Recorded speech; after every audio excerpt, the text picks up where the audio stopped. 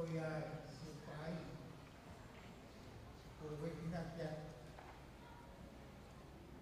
Fu, or Fai Manawa of Otua, Imo Atwa, Sim, or Fela Rao, Imoui,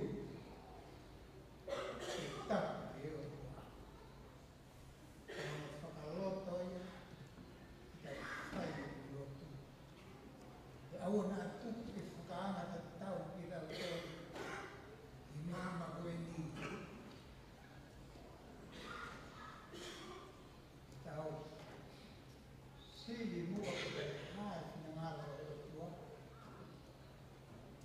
hindi ako nilay hindi at whole suway hindi ako kakawa lamari haimay o tatak iyan si kumay habang tawa kon imantol at ihakiris makke wafa sisu kalais ko al ako formulo ini ko hindi kamatake ako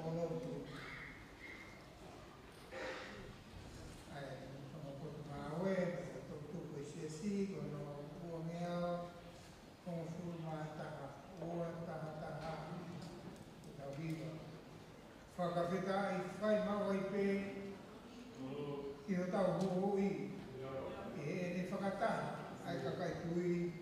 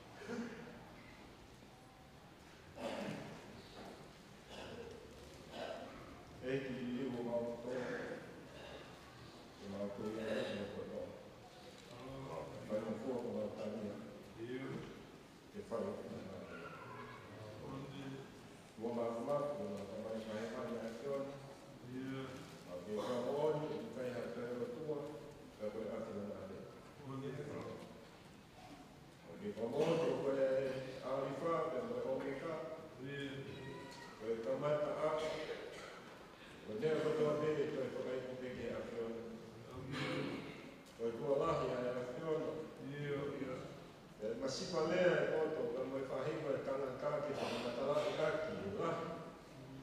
E mo e mafi o tua mo o. E tua toka e mānanga. Ta anoa e pati sa me.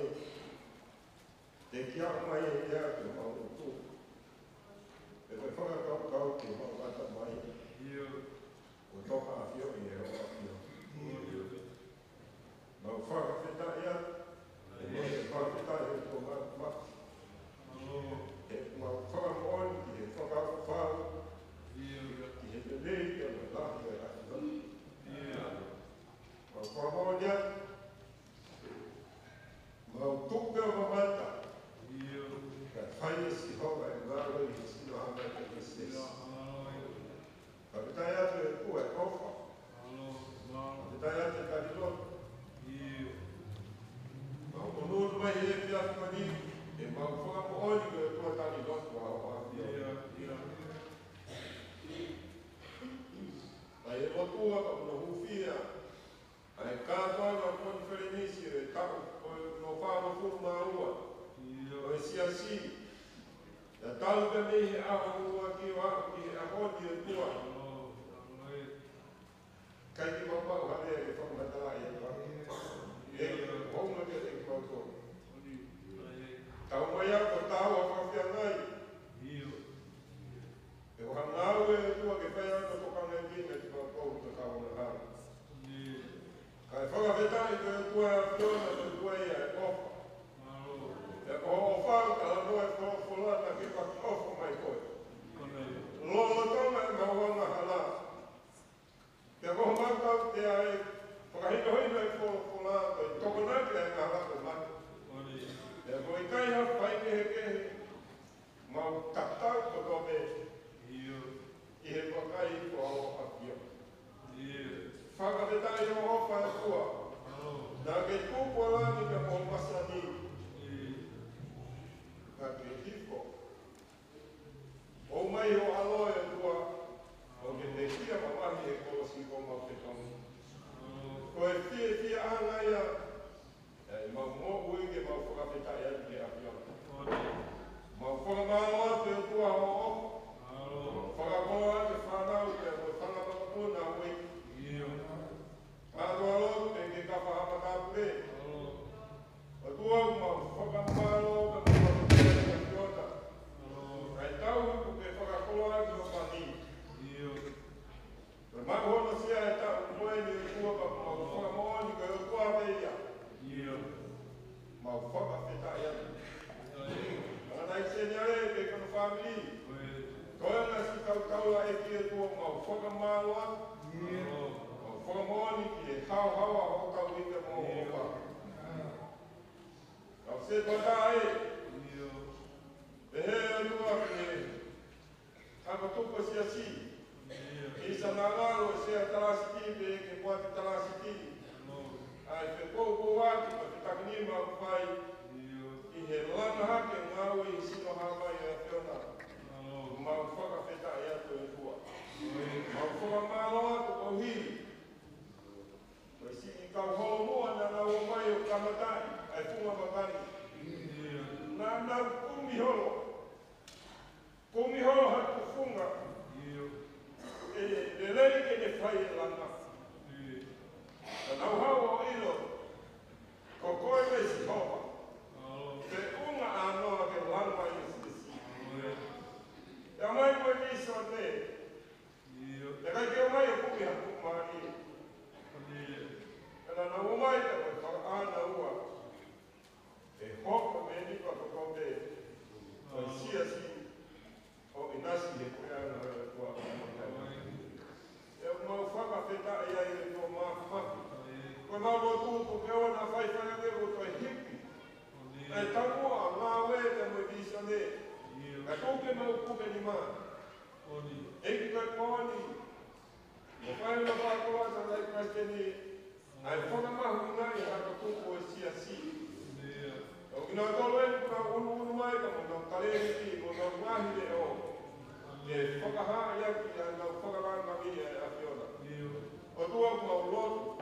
O whamoni ka mawai ka kai ki kamata ka me a whiona. Paku whakai oka te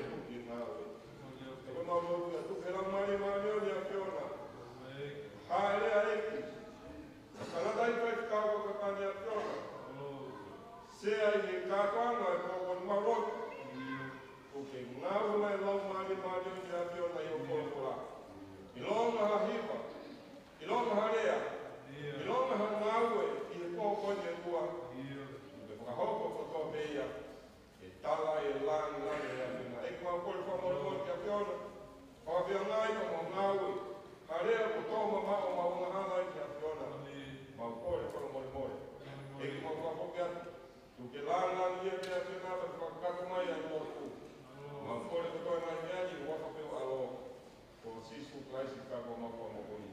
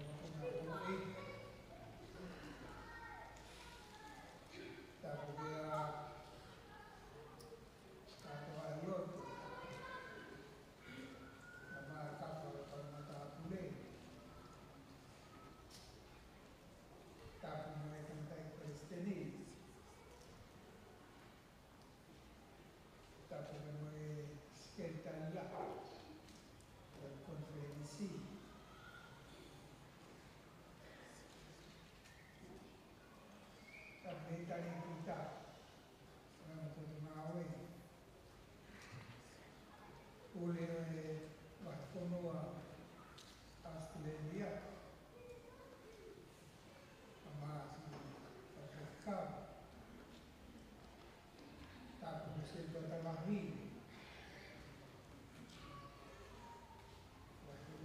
Musila, como Australia, musika usietwata mahimaa tapi kaptak mahikut ngawin mahimaa tapi tutup siasi polo como feia como fai viva ma viva ei não é mais que tá fazendo falar milano cultura não toma conferência no fala por uma aula se as coisas tá que cai toma inclusive a Australia Magi motor betul tau whanau, mo mea mai o kōpō, e ngāwe, tau whai e kō. O moa kau a ahi, nau tōru ko tau se o lāka mai, tau kau whakatanga te tāre, o tā whaka e kō koeni. Tā tāngata e te au whai tō, ka tā e tongia, e whatongia koeni. O ia whia ki o lāka mai, whangai atu se o e holoku ai o ngā e tā mōku whiti mui e sisi whangai koe koe o mea ni bui koe siwa ai amanaki ko mō si mako i koro kalama me ahifu ki ai sea e kōko i ni. E nā tuku kēho mō amanaki ko e te whai no tatake e uau ni. Whaka o wale pe ia o kui kai te hoko mō amanaki. Mai ala ko. Manako au ki taiki koe i wha alu mola na i kele uila na kōlo. Loko i piki whakatata. Me whale koe whai e kele uila kōlo. Hako te kakai me whanau na maka tū sia me whakatata. Whai waina o hai. O pai ki kulu i kō. Sia na tolo i lo. Hako ke na tolo i kōko ia. Manak na tolo ke whai wako ni ne whai piki i tua. Ko e ne kulu. Kulu e tuka whai wā pai ko ia. Ko alu e a toro he. Hake peka tō. Tāwe, taki mō mai mō hako o ka pai, ka pau nei, o ha mea ai ni kare pai, o si hako i toro, i he rā. Aneu mō. Ko mō mōre i au, hā atu na koe. Ko mea ai ni mūko e mō mau ka te ni kāra. Ko mea ai ni ke tūtū ni koko pe ea, i ngai te tūko tōra pe.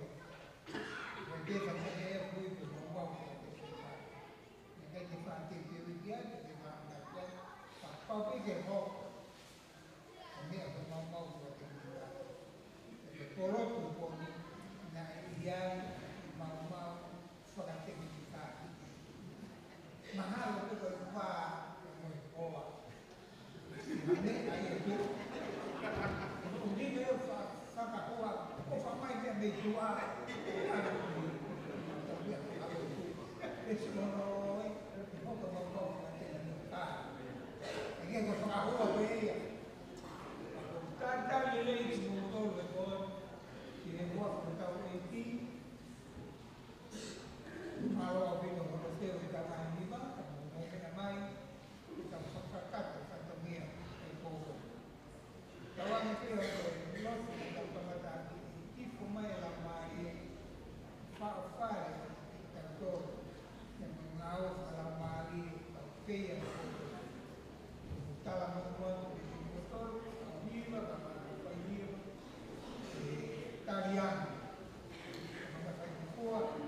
ai te kono atu loro e alo tāmaki. Ange veo kai te alo tāmaki. E kai te alo tāmaki. Ai ko tua ea te mo te koro kalama. Ko tau toro pe ea. Mamani mo tau programa. Koro mamani. Ko au e sia te alo tāmaki. Ko programa kalamani te kai te uesia ea te alo tāmaki. Kai te uesia te programa kalamani. Nā mo nā kūra. Kue lea te kai te tau. Sailo. Bo na Hawaii o kai venga panga ai so fo fo ta fe ia o kala o ba tu bala a kawa o filia ala a mo ko ala te fo to vai me ale o tu pa to tu ma te vai o a ana e o la ni ni te na pa na ai na la ba ke ko ka na ma ni ko ne ma lo ko ni si ai ia mea kua o maro la hea kai lei te moro kawi o ka mutang kotu ngā ore kotu ku i tēnā sai ka mo rea te whakoro ka hoka te tapu o kalama koni kuasi pe ia e ka taki ua hia e lele ka ua ka takai a tau tō e os ka takai ua ki ka sepa te whai tau lea te kai roki ku pai lea uaki lea uaki pai e se siwa mahina ke au spea ka kai e hi vai e wha i takai wai o se hi vai wha koe takai hanaua e koko mai lea hanaua mo te lagulu o spea alo te hi vai wha ka au si lea lea lea whakao si lea telefon o ngā hoka ni ma tu tuto kalama lele te ua tangai os wea lea waka lele hiva wha lea ua ale whi wha si lea tika tō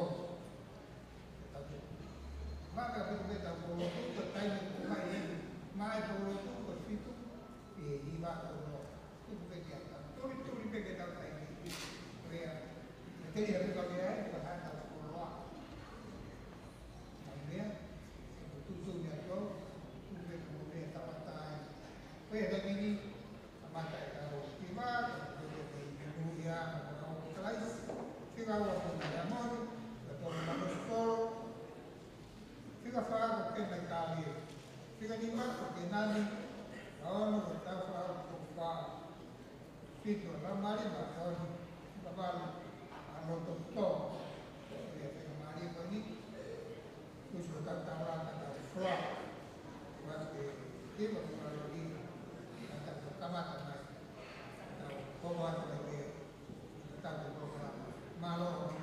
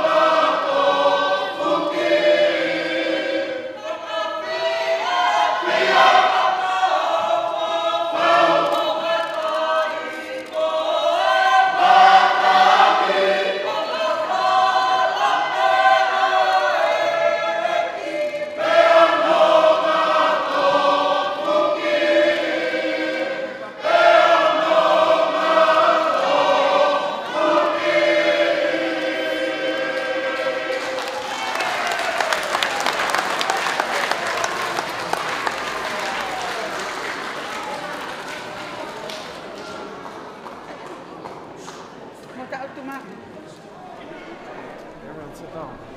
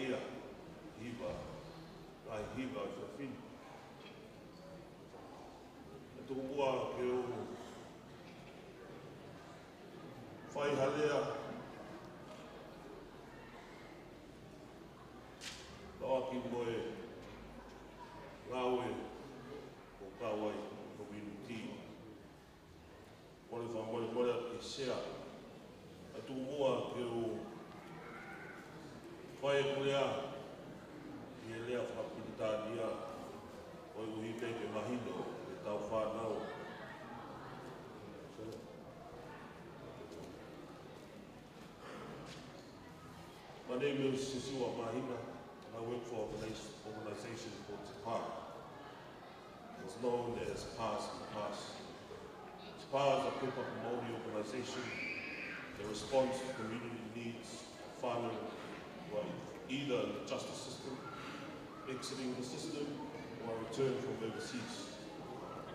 TPAR provides a range of specialist services that restore and enhance physical, mental, spiritual, whānau well-being that support successful transition back into whānau and community. TPAR, we have four main services there. Our RSLS, we deal with guys who have served 2 years or more in prison. We have routine, we deal with guys who have been deported back to New Zealand. We have a youth service, we support youth into transitional housing. We have Out of Gate, it's a service I work in. We deal with guys who have served time 2 years and under. These are the guys that are usually stuck in the cycle of going in, coming out of prison. Our role as Kāre here is that we support our tangata and waiho to have a smooth transition back into the community, starting with housing them on release day, setting up benefits, and helping them complete rehabilitation programs, either for drugs and alcohol, for mental health. And to hopefully down the track get them into work, and then being able to stand on their own 2 feet. Most of the people who come through our service have been cut off from their families. And they come out to nothing.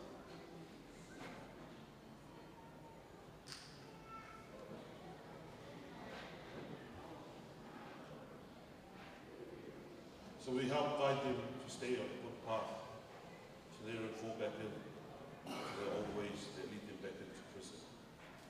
And saying that, probably 80% of the people who do support end up back in prison. We can't change them all. The ones we do, I tell you, it's an awesome feeling. For the ones who do fall back in the system, we hope that we have planted a positive seed of them. They will return from the bad and do good in God's time. Māori constitute around 52% of our prison population. So that's half of the population in prison. Through our Talanoa, most tangata who have come through our service, most of them come from broken homes. They grew up with parents, family members who were drug addicts, alcoholics. And a lot of them come from domestic violence and never had a stable home. Where Pacific Islands make 12% of the prison population. What we've been told from our Tongan brothers who have served time in the prisons is the total opposite from this. They grew up in stable homes with both parents, supportive families.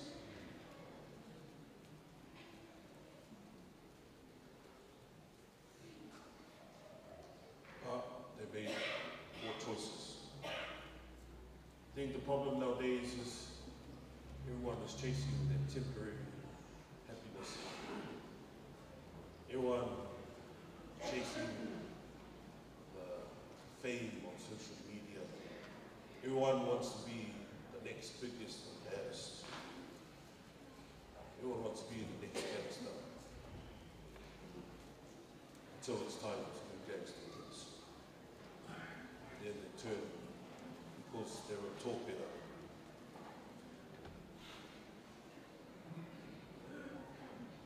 I'm grateful for this job because helping make a change in someone's life means way more to me than any kind of money.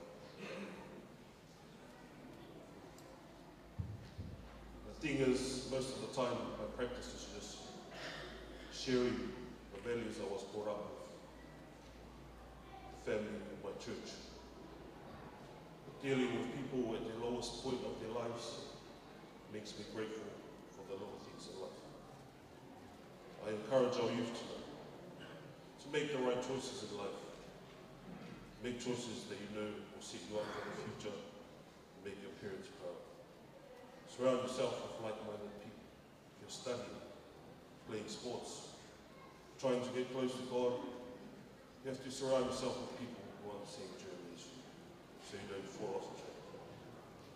The choices you make, they only affect you, it affects your parents and your family. O whalahi atu, ngā hiwa o toa pē, o konwhenista tātou, o ia pē ki lea, o watu.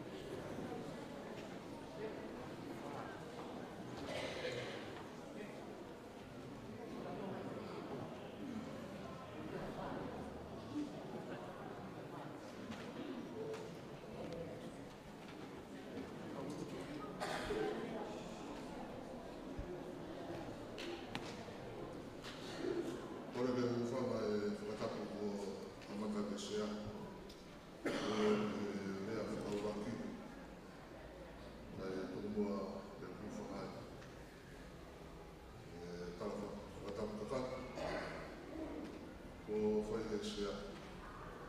Karaka ia te au, whai tō mama, kai tō mōka whai māri. Te whawhawhonga, ai rea whikaua.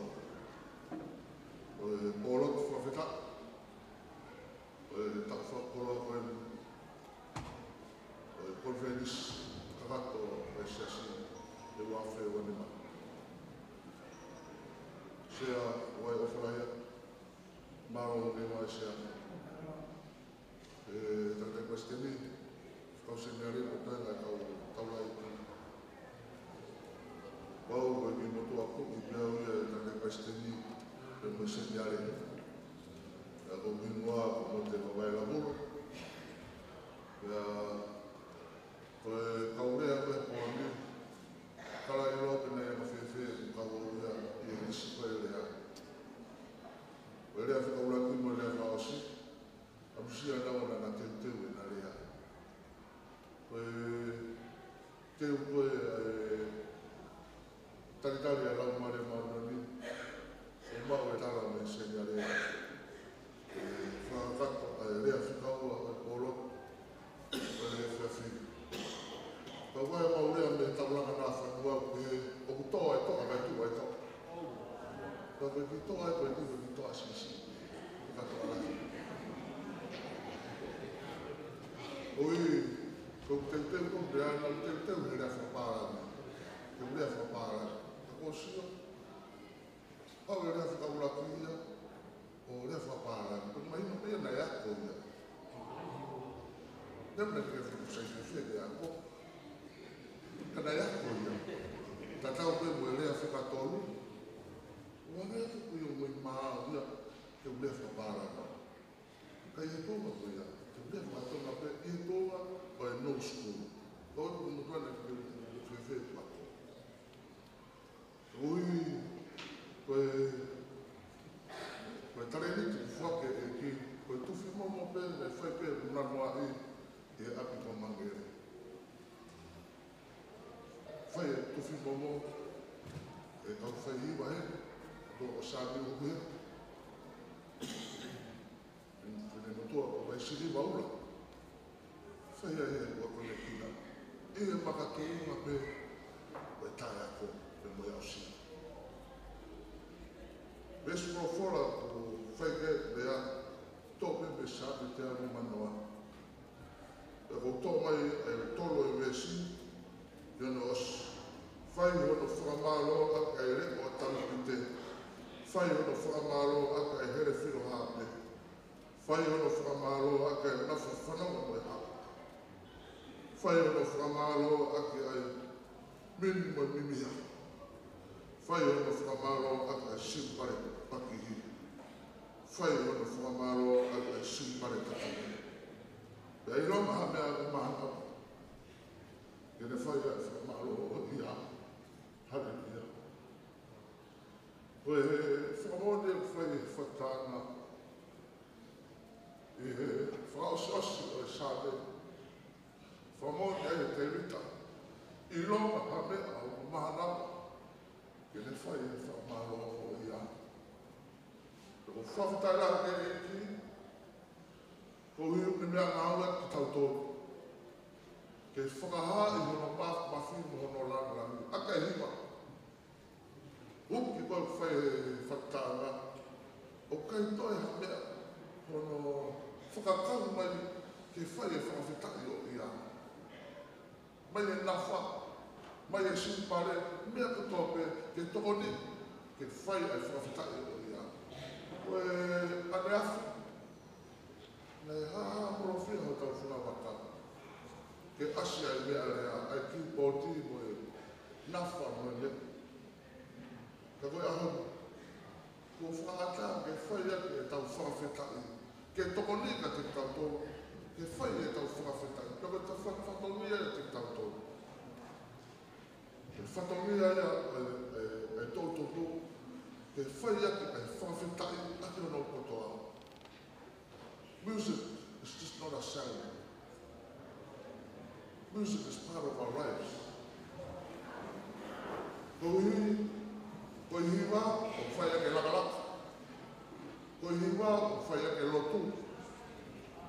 Ko hiwa ko fai ake, mea ko tau pe. Ka te rere ake mea rere, o pe ne whamaui. Hiwa ko fai ake kistuki ake hala. Ka tau o ka putu, o pau e ke hiwa. Tau o tanu ata o pau e ne whakaere, pau e whanohiwa. Mea ko tau pe, o koe no hiro tau whahau, o wharono koi. Mea ko tau pe, o ko pepe pesete hima noa, e tau lotu o whai, ko hima. Ko tau mua o whai he maranga, ko hima. Na koe whatamia ia te tau tō, ko whai ai whawheta. Ake ai kotoa ake o tau iwi, o tau loto. Whanau ko hima, whakamaro laia. Mo teke langi o whai, ke langi e tau siko sisu. Pego tui koe ngāwe koe ia. Te uki tātā noa pe,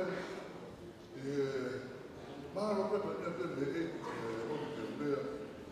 Te uki tātā noa pe iwi whatātā koe e sesi. Mea tātau pene nei foto e mea telefoni o nau sesi. Ke whenga wea community, work together. Ke teka e langi. Pena kai toi amu me, na aluma mea here whiloa, aluma nafa, mea ko tau pe, ke ngāu whakata. Mālo ke tūnga ia, na whakaukawa e takai Western. Ke whakatūha iwi whakatata e sesi. Ko hui ke tau whenga wea. Whenga wea, i he teke o tau whunga waka. Koe pēr tau wea, koe papata pēka nei la langa ka koe kohu pe ko tau ki waka. E koe langa ngā ue o whai. Māro me te tare ritia e ki o wonga i awa. Ke teke e langi i he hiwa. Ia maa whainga mea pe. We all can sing. Tau whake e ki a tare riti ka te tau tō tata. Whake tare riti e mihi ke nau tā ka toi whai tawa. Whake tare riti ke nau tā mea rea. Whake tare riti ke tā nafa. Ko e toe pēni. E tau unu mai o ngāwe whakata. Ke teke ai langi. E ko sisu karais. E ko tau me whunga waka. Whunga masira. Ko tai, ke tau ngāwe o tau hingoa. Ko siasi whakatata. Everything, we must work together. Nā ea rea e, nāro me huwhe konferensi, ai huwhe api. Nā rea e motua pui e ko pita soni. Rea e pita soni. Tā moa, we work together, tā hepi a mopi. Kona mtoi. Ko tau ngāwe whakataha, whispā koe mea kataha. Koe ki ka wifi koe ni dai whoto. E tānei Western. O ata ki ataha pe he siasi. Ke kau mai ki he iwi. Ko kaka uhinga ia, ko hawhi au. Kaka uhinga ia, ko hai o kupoto, ko hai o kuka. E a koe te mare ia o poto. Whai ono tewi e whanau koe ni pe he tanu ni whepuere ni whoto o e tānei Western. Ono teke na tōku. Wai ki whanau me kāre, toko ua me e, toko tōru pe toko wha, toko ua me lau mare manoi, e me toko whutupe me i rototomo, te toina me tau whahau. Ka me mea ko whiawhi ai, o nau teke, ai langi o Sisu Christ. Whai ake nau whawhetaki, hoko ia pe whatongia ia, ko uho ia nau mōi. Ka uiwa, tō tupu, o sias, tū e whamanatu atu. Weswa oso e sāme, i longa ha mea mānala. I longa ha mea mānala. E ne whai e whawhetai o ia. Whai e whawhetai aki ono roto o tā. Naka uhu e ne mōi, ke langila ia e tai roto atu. I longa ha mea mānala, e whai e whamaro o ia, hallelujah,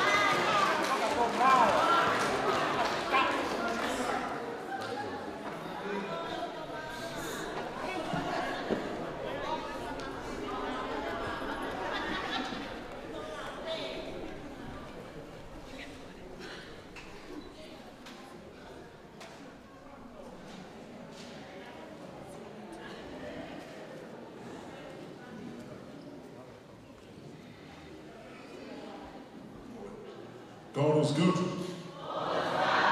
All the time.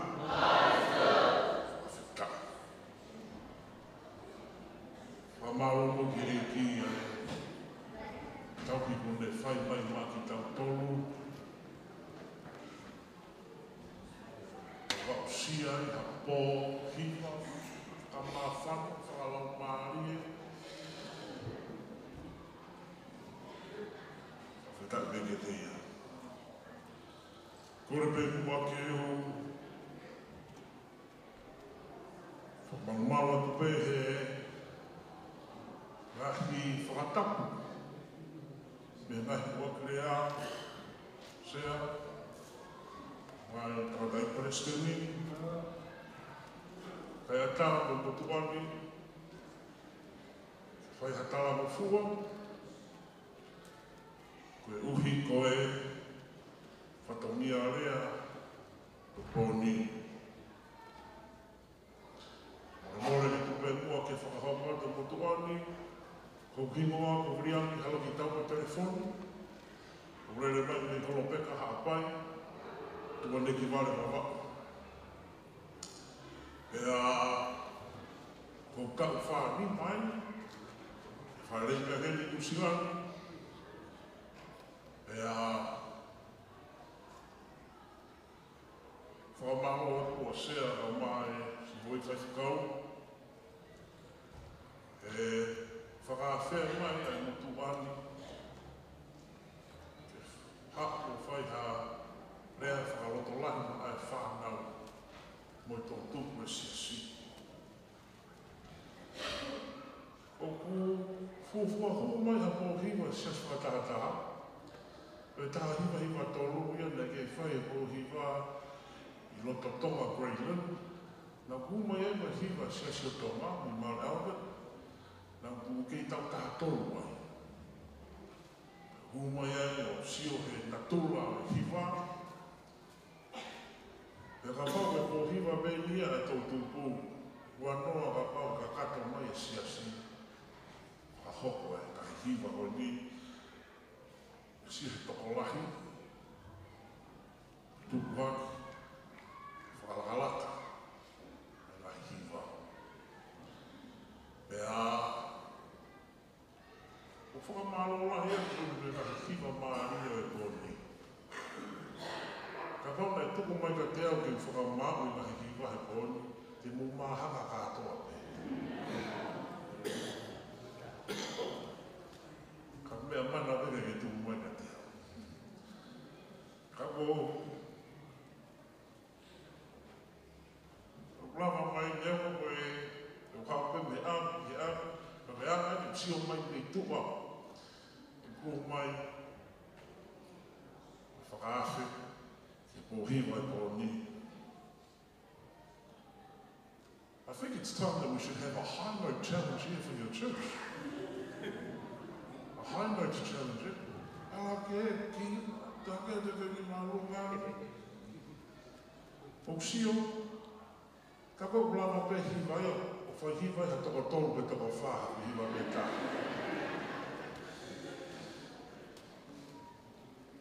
Tā mea ko wakai ki ai, ko mau pe kai na hiwai usu, ko mea hiko pe ki lalo, whakahau pe hiwa pe ia. Ai mea ia ko toko moa, waku me ai, mea pe he whoki, hiwa ko ne kau niwa. Ko mo kei puke puke ai tau rea ko ia whawhawha wita. Mahalo atu. Niwa. Pe mahina rea e o smari e me. Kia mautoro ko ne maweke maulawa lawa. Understand when the niwa language. Mora pe sea. Kaya pe kupaha. A tau mua e rea ko ni. It is this, do your best with what you've got, let God do the rest.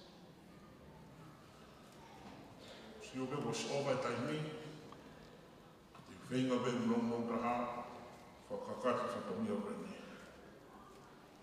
O ko whiwhia ko tamatai Palestini, nege kia hau amanaki, e e aku e ku wako koe ko pensi mana la tu he tu ma mai. Na ku whai aku he koris tamaki, maa me ta ua se tupu, o tahani ka wako. Pensi mana la tu. Kei reka uita. Ka koe me ai, taimina I hiwai a pensi mani maa ka hao hao. Taimina e ala pensi mani ki e ki tā maa ka hao hao. E taimini pēnea wala ka pensi mani ke whau ha e sei o ka mea koe whakawhi. O e peni koe koko peni. O ke e pano mālo hina. Do your best with what you've got, let God do the rest. Ke hau amanaki, he au mā pensi mani, ke tūma koe ni, hoko koe whaihiwa. Lahi koe sinasi. Koe ia e pensi mani e ko whia lahi au pito, au sio ki tūma koe ni, e mana tui pēni wahi a unaki e te koe. Ngā o whakasewhaniti, au e roto ofa, tō ki lau, patau mua ki me, te langalang ia e ki I ngāo e whai.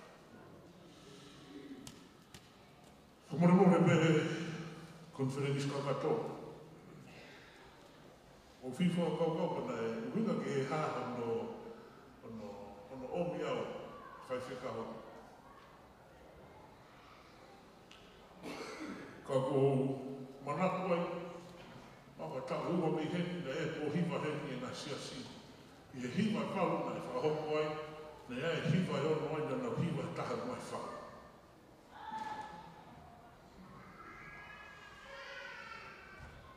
Kids, children,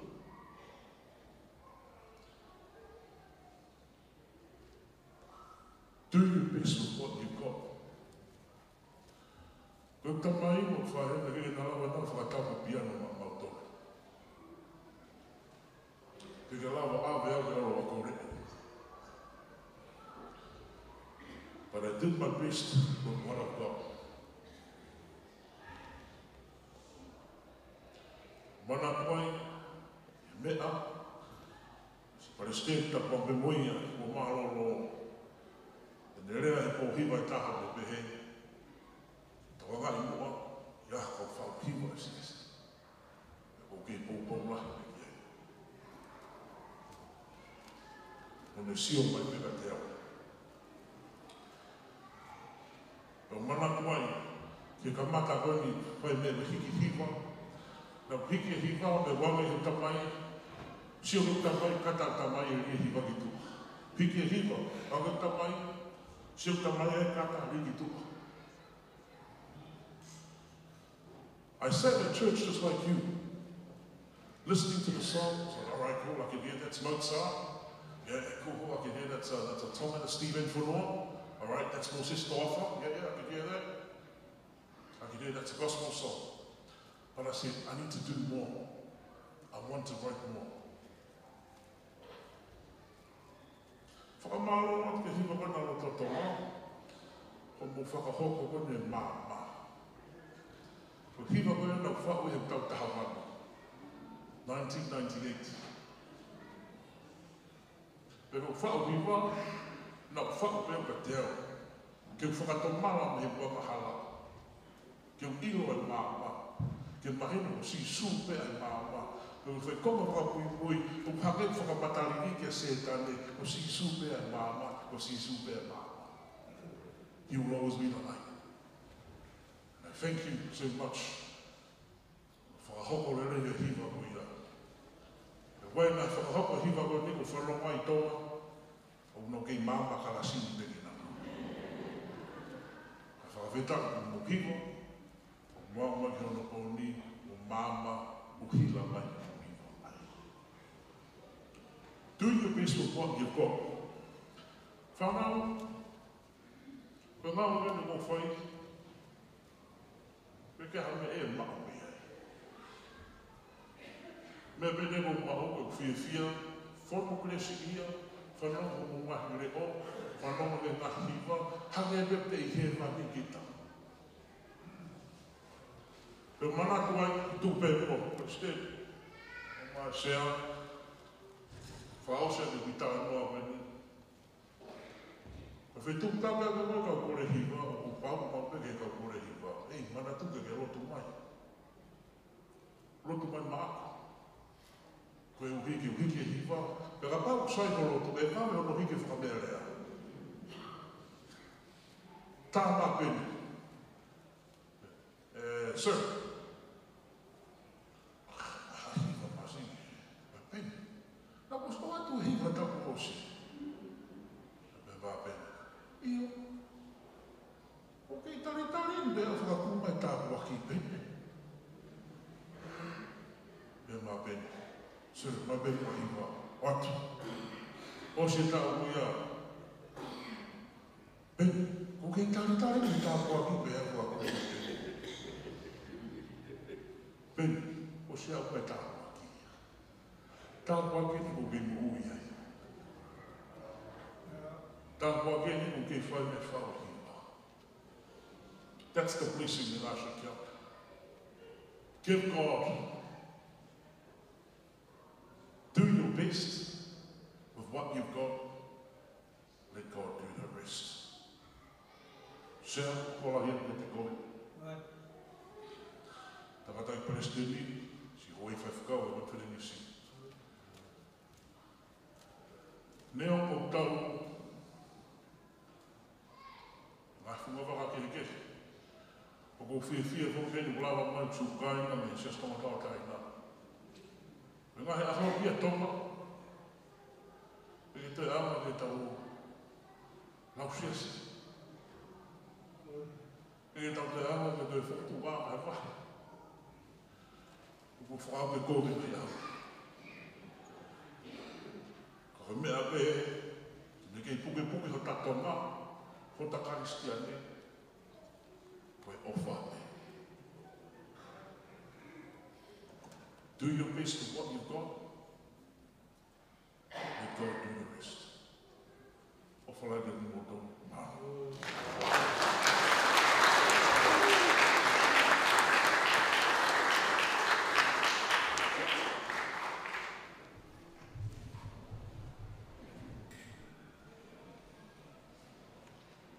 Tu vege whakamari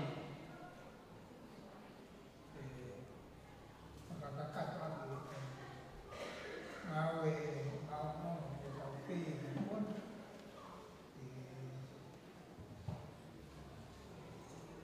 olo tu koe ni e pohiwa whakamari e tutu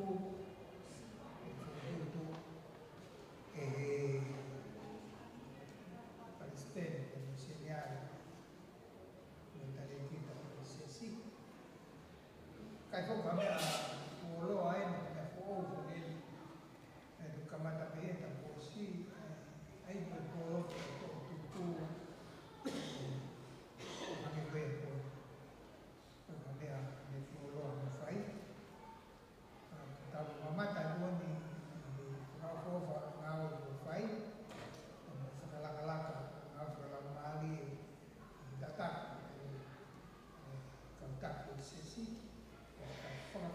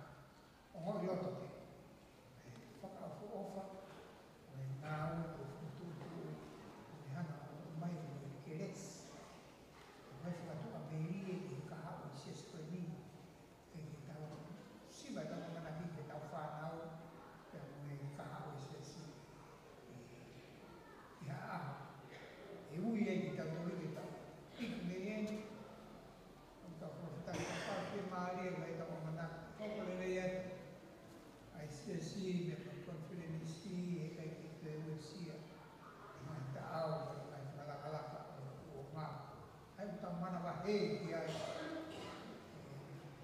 oro ai to tu bobe na ses algo de tamai ki ses ke algo de na to e tenga ko ni ko tenga ke ko ku di moto fa la pa na mo ma ki lai ko kalama ko ni pa na mo pe ko kalama no ko también fue muy alto tare kita ko fora pesana que o fitu ko ves tolu ko ia ko o sea muy que ko kalama no kai ko fa na ko nas si pova ko to ko ni o ko fua de banana pesana que o iki tare kita que mo ko ma we ko ves ko fora Kamanado mai que todo o fanal ko nas nesse mabiki e pa mo to fi também que fanal fanal algo que fanal ko fanal me asho o motor fanal que o motor ko nas o motor nesse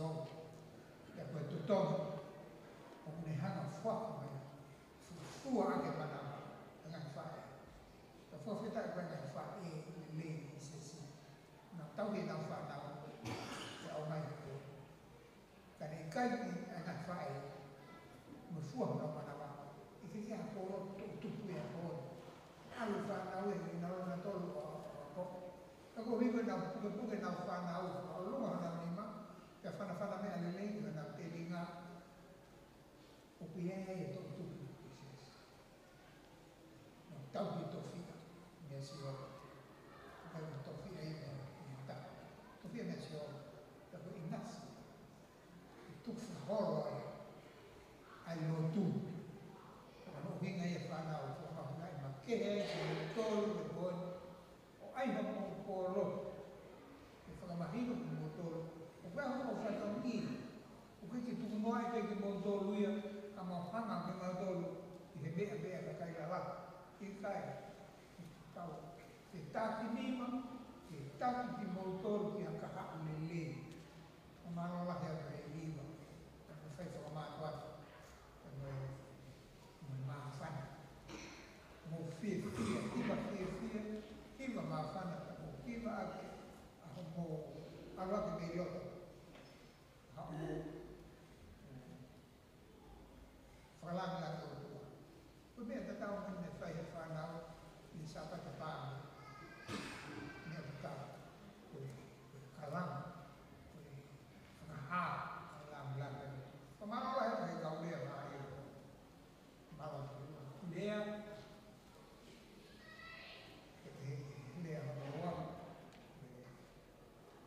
lea whamaro la he whamau tāne le whakahā whai dari kita ne mai to koroa nau tapi kita ke nau mara dia tolu ai yang apa tu lalu lama mai yang mai fai lalu tolah nau yang tali ni tu dia te koe o ke fra inasia lagi mau sesi ngai fa ngai iva ngai le ko pai tu kai si kita kuki la ta vida kau pai iva kau iva na na tu la ta ina como no ana iva ina fa o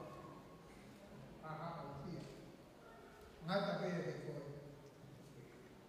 guam ta le ya ta ala la chesse perché tu hai fatto si la toma ai na blada no tapo fokia tapo che che vuole da au non ha le lì poi va mai na fai di hana fai au tu che fai per pagare na tapo che o che la va a fare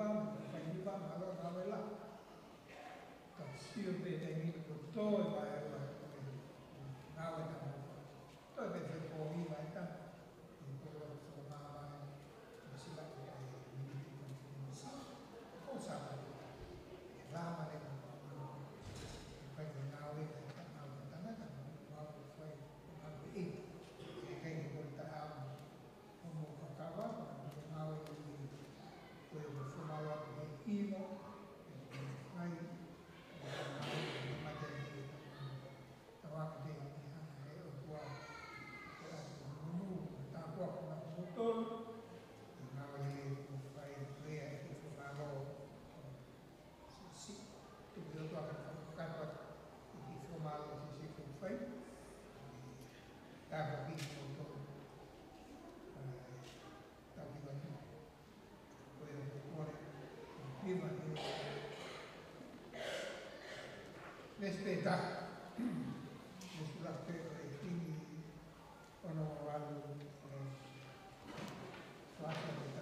e anche da viva si su e con muovi a fio mai come fai qua che ma tanta le un po' di ma che io vuoi fare e ci ho non crees o mi hai che non mai che ma un incontro a tavola ta lo fi ta fai